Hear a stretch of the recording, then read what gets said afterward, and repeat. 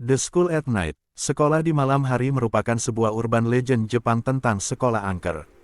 Biasa disebut juga Gakkou no Kaidan atau School Ghost Stories. Urban legend ini juga kadangkala dikenal dengan nama Seven Wonders of the School. Bertahun-tahun yang lalu, di Jepang, ada sebuah kebutuhan mendesak untuk sekolah baru. Ada rumor mengatakan bahwa pemerintah ingin mencari lahan murah di mana mereka bisa membangun sekolah, jadi mereka membangunnya di pemakaman lama. Hal ini menimbulkan rumor dan gosip di antara para siswa bahwa sekolah mereka berhantu. Menurut legenda, jika kalian pergi ke sekolah pada saat tengah malam pada hari ke-15 pada bulan, saat itu, kalian akan mendengar dan melihat banyak hal aneh seperti sebuah lilin yang melayang. Layang, suara langkah kaki tanpa tubuh yang menggema di setiap ruangan dan patung-patung yang matanya mengikuti setiap arah langkah kalian. Di ruang sains, kerangka anatomi menjadi hidup. Kalian akan mendengar suara pantulan sebuah bola yang tak terlihat di ruang olahraga dan bahkan kalian mungkin akan melihat sesosok hantu tanpa kepala melayang-layang mengelilingi kelas.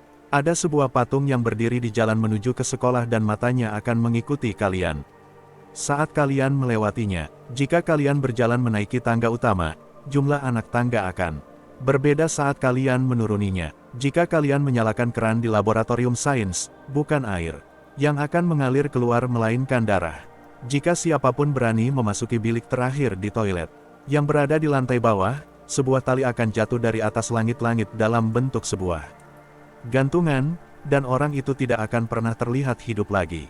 Jika kalian berjalan di taman sekolah, tangan-tangan hantu akan keluar dari bawah dan berusaha untuk menarik kalian. Jika kalian menggali tanah di sekolah, kalian akan menemukan batu nisan dan kuburan. Jika kalian pergi berenang di kolam, tangan-tangan berhantu akan memegang kaki kalian dan mencoba untuk menenggelamkan kalian. Bangunan-bangunan tua akan muncul di lahan sekolah dan ada anak tangga yang akan menuntun kalian pergi entah kemana. Jika kalian menaikinya, kalian akan lenyap. Di sebuah kota kecil di Jepang, ada sekelompok remaja laki-laki yang telah mendengar rumor mengenai sekolah mereka. Anak-anak itu memutuskan untuk pergi ke sekolah pada malam hari untuk membuktikan apakah legenda itu memang nyata atau hanya sekedar cerita. Pada hari ke-15 pada bulan itu, mereka menyelinap keluar dari rumah mereka dan bertemu tepat pada tengah malam. Mereka pergi berempat: Shinichi, Mikio, Takashi dan Hiro. Saat mereka berjalan melewati gerbang sekolah dan jalan masuk menuju ke gedung sekolah, mereka memperhatikan patung tersebut, menunggu sesuatu terjadi. Mata dari patung itu memandang ke sebelah kiri dan meskipun anak-anak itu sudah melewatinya, matanya tidak bergerak 1 inci pun. Terlalu mengada-ada untuk sebuah legenda bodoh, seru salah satu anak sambil tertawa kecil. Mereka berjalan memasuki gedung sekolah dan dengan waspada menaiki tangga lalu menghitung tiap langkah. 1, 2, 3. Jumlahnya ada 13 anak tangga. Ketika mereka berjalan kembali menuruninya, jumlahnya masih tetap 13 anak tangga. Cuma kisah tua lainnya, ujar salah satu anak. Mereka berjalan melewati koridor menuju ke laboratorium sains dan menyalakan semua keran. Bukannya darah melainkan semua keran itu memancarkan air keluar. Mereka menghela nafas. Kecewa. Sudah kuduga, ujar salah satu anak. Sia-sia kita datang kemari. Mereka memutuskan untuk membuktikan satu legenda lagi sebelum pulang ke rumah dan pergi ke toilet di lantai bawah. Namun, ketika mereka tiba di pintu kamar mandi, beberapa anak kehilangan keberanian mereka. Meskipun mereka telah membicarakannya dengan bersemangat, tak ada satupun dari mereka yang nampak bergegas memasuki bilik berhantu tersebut. Akhirnya, salah satu anak, Shinichi, maju ke depan dan memberitahu yang lainnya bahwa ia tidak takut pada apapun. Dia mendorong pintu terbuka dan masuk ke dalam toilet, sementara temannya menunggu di luar. Anak-anak itu melihat ke arah jam. Saat itu sudah tepat pukul 1. 1 menit kemudian, Shinichi keluar dari toilet dengan senyuman di wajahnya. Tak ada apa-apa, katanya. Itu semua cuma sekumpulan kisah anak-anak dan dongeng. Semua anak laki-laki itu tertawa dan berjalan pergi. Saat mereka keluar dari sekolah, mereka berjalan kembali ke jalan. Sebelum pergi, mereka melihat untuk terakhir kalinya ke arah patung tersebut, namun matanya tetap melihat ke arah sebelah kiri. Sungguh mengecewakan, bisik salah satu anak dengan nada menghina dan mereka semua Pulang ke rumah. Esok paginya, masing-masing anak laki-laki itu menerima telepon dengan penuh kecemasan dari Ibu Shinichi. Apakah Shinichi bersama kalian kemarin malam? Tuntutnya, dia tidak berada di sana ketika aku memeriksa kamarnya pagi ini. Dia menyelinap keluar dan masih belum pulang ke rumah. Di mana dia? Anak-anak itu merasa ada sesuatu yang salah. Pada akhirnya, mereka memutuskan untuk menceritakan pada orang tua mereka mengenai kunjungan kecil yang mereka lakukan pada malam. Sebelumnya, orang tua mereka menghubungi kepala sekolah dan segera, para orang dewasa, anak dan kepala sekolah berkumpul di luar sekolah. Apa yang kalian bicarakan? Tanya kepala sekolah. Kalian membicarakan patung di luar sekolah. Patung itu selalu memandang ke arah sebelah kanan. Tapi saat kami di sini semalam, mereka memandang ke sebelah kiri, salah satu anak berseru. Memasuki gerbang, mereka semua terkejut melihat mata patung tersebut memang benar-benar memandang ke arah sebelah kanan. Tapi bagaimana dengan anak tangga di tangga utama? Salah satu anak berseru. Mereka semua dengan cepat berlarian menuju ke tangga dan menghitung jumlah anak tangganya. 1, 2, 3, 12. Ya, kata kepala sekolah. Tangga ini selalu memiliki 12 anak tangga. Saat dibangun, arsitek melakukan sebuah kesalahan dalam rancangannya. Seharusnya ia memiliki 13 anak tangga. Itu tidak mungkin, bentak salah satu anak. Tapi bagaimana dengan keran air di lab? Memasuki laboratorium sains, mereka semua melihat ke arah wastafel. Masing-masing, berlumuran oleh noda merah gelap. Anak-anak itu membekuk ketakutan. Tapi, bagaimana dengan Shinichi?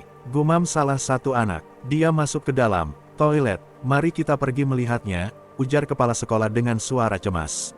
Mereka semua berkumpul di luar toilet. Anak-anak dan orang tuanya saling menoleh satu sama lain. Dengan gugup, kepala sekolah menarik sebuah nafas panjang, meraih dan membuka pintunya. Terbuka, Ibu Shinichi mengeluarkan jeritan yang mengerikan dan pingsan. Yang lainnya mundur ketakutan, dan beberapa orang tidak dapat menahan diri untuk muntah di lantai. Mayat teman mereka Shinichi menggantung di langit-langit dengan sebuah tali melilit lehernya. Wajahnya sangat pucat dan matanya membelalak terbuka, membeku. Dengan tatapan horor, tenggorokannya telah teriris lebar dan semua darah telah mengering keluar dari tubuhnya, menutupi lantai dengan genangan darah merah gelap. Organ dalam dan ususnya telah diambil dari tubuhnya, lalu ditumpukkan dengan rapi di toilet. Salah satu anak terpaku. Dia menatap tanpa berkedip ke arah jam tangan yang berada di pergelangan Shinichi. Jam itu berhenti tepat pukul jam 1 dini hari. Daddy, my throat hurts. Hari ini putriku mengeluh sepanjang hari. Aku pun bertanya padanya, ada apa, nak? Tanyaku, ayah, tenggorokanku sakit, rasanya seperti ada tumpukan jarum di dalamnya, keluh putriku. Aku segera mengambil pena LED dan mencoba mencari tahu penyebabnya. Buka mulutmu, sayang, ucapku. Dia membuka mulutnya lebar-lebar, cukup lebar bagiku untuk melihat ke dalam tenggorokannya. Dengan jelas, ada beberapa helai rambut. Aku tak bisa berkata apa-apa. Nak, tutup matamu sebentar. Oke, aku bisa melihat wajahnya ragu-ragu. Baiklah, aku mencoba menarik helai rambut di mulutnya, tapi sepertinya agak macet. Jadi aku menempatkan beberapa jariku lebih dalam ke tenggorokannya. Lalu kutarik sekeras yang ku bisa. Suatu keputusan yang salah. Sekarang disinilah aku, menangis di depan kamar tidur putriku yang terkunci. Dengan geramnya, aku menelpon 911 bersama seikat rambut yang masih terhubung dengan beberapa bagian dari apa yang aku asumsikan sebagai kulit kepala putriku yang berada dalam genggamanku serta shotgun yang ada di sampingku. Kuharap pintu ini cukup kuat untuk menahan apa yang ada di dalam. Midnight Snacks. Seorang pemuda tengah belajar di tengah malam ketika terdengar suara ibunya di luar kamarnya. Sayang, aku membawakanmu makanan, bisakah kau membuka pintunya? Pintu kamar itu tengah terkunci. Bisakah kau tinggalkan di depan pintu saja? Jawab pemuda itu. Kemudian ia mendengar suara langkah kaki menuruni tangga. 1 jam kemudian terdengar suara ibunya lagi, sayang, aku membawakanmu makanan ringan.